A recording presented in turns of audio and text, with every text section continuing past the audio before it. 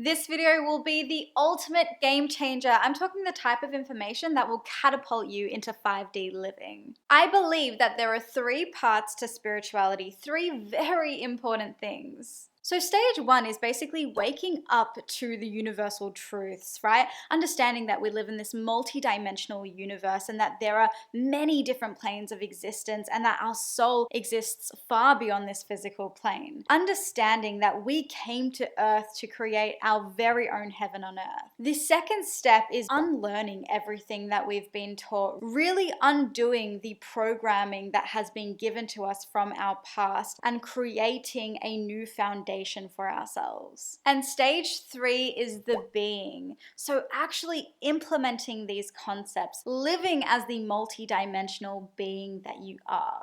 Hello and welcome to or welcome back to my channel. My name is Shalay and on this channel we discuss spirituality, multi-dimensionality and even extraterrestrials, and that was Amani Jen's attempt to try and niche herself. What seems to be happening is people are getting stuck between the stages 2 and 3. I was about to go 3. Now you might be thinking, why Shalay? What on earth do you mean? Isn't life a never-ending cycle of death and rebirth? Why, yes, it is. We are constantly evolving. We are constantly changing. Even if you look at our makeup on an energetic level, energy cannot be destroyed and it cannot be created, but it can be transformed. It is literally what we are here to do. Transform and alchemize energy. Yes. Many of us are actually doing the work in a way that is actually detrimental to our growth. I thought that I was Little Miss Spiritual Hotshot, right? I was doing the work, I was diving deep into my shadows and my trauma, unafraid to step into the depths of my shadow, into the depths of my darkness. But it actually turns out that I was sabotaging my growth big time. My ego was being so sly in the way that it was doing it that it made me believe that I was being spiritual, that I was doing the work. But in actuality, I was staying in feelings that were making me feel comfortable and safe. Now don't you worry your pretty little head, I will definitely be giving you the ins and outs of what you need to know and how to actually do the healing work in a way that's actually going to support your growth. And before we get into the rest of the video, please don't forget to comment, subscribe, like, notification bell. Thank you. I'm gonna make some food and then we're gonna get into this chat. Now, do you always find yourself doing shadow work? Are you constantly looking for the next thing to heal? Are your days spent analyzing triggers to the point of delusion? Kidding, of course. If my partner just saw that I was using his blazer to do that, he would have my head. Was that worth it? I think it was. The subconscious mind and nervous system are heavily influenced between the ages of 0 to 7.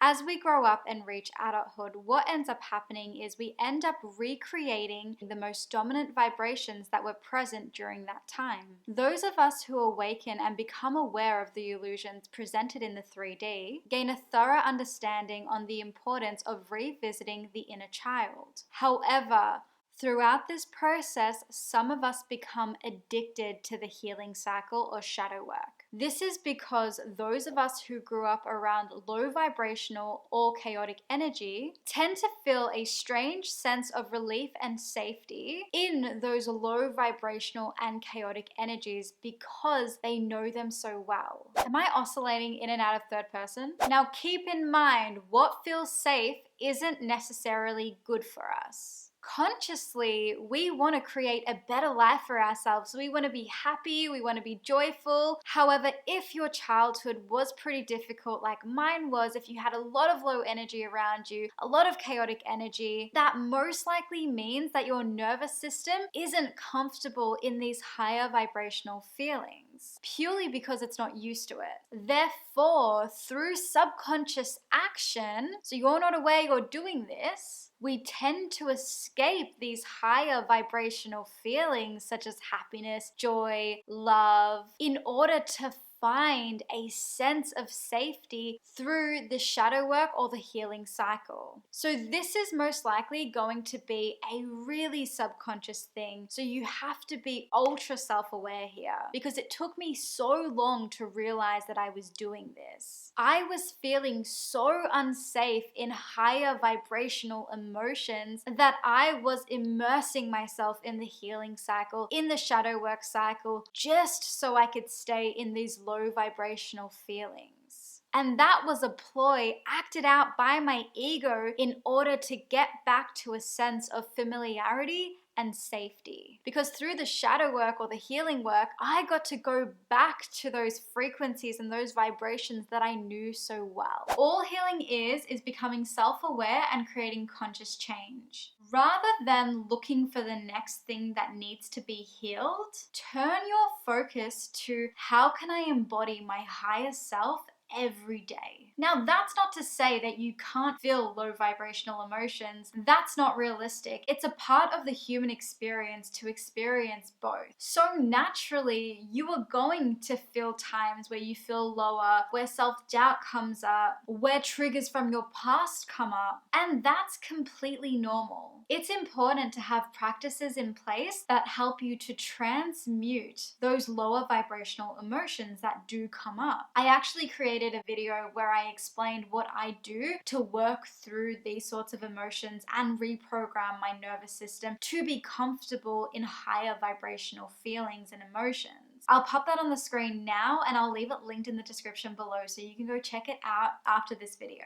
When you have the appropriate tools that help you to feel through and work through your emotional blocks, then you can actually feel the feelings that need to be felt, because these feelings are coming up to be released. And the only way that they can be released is if you feel them. So you need to feel them. It's not about suppressing them, but once you've felt them, you can then replace them with emotions that you do want to attract into your life. When you hold on to the stories of the past and you continue to analyze and perpetuate the same stuff over and over again and start using them as excuses as to why you're not taking step forwards, as to why you keep taking 3 steps back, that's usually a pretty good indication that you have fallen victim to the shadow work and or healing cycle. Healing really doesn't have to be hard. It's just being self-aware and creating that conscious change. Creating a different story for yourself. Being able to see your triggers, release them and feel them in a way that is empowering, and then creating that conscious change by replacing them with the things that you do want to attract into your life, with the life that you do desire.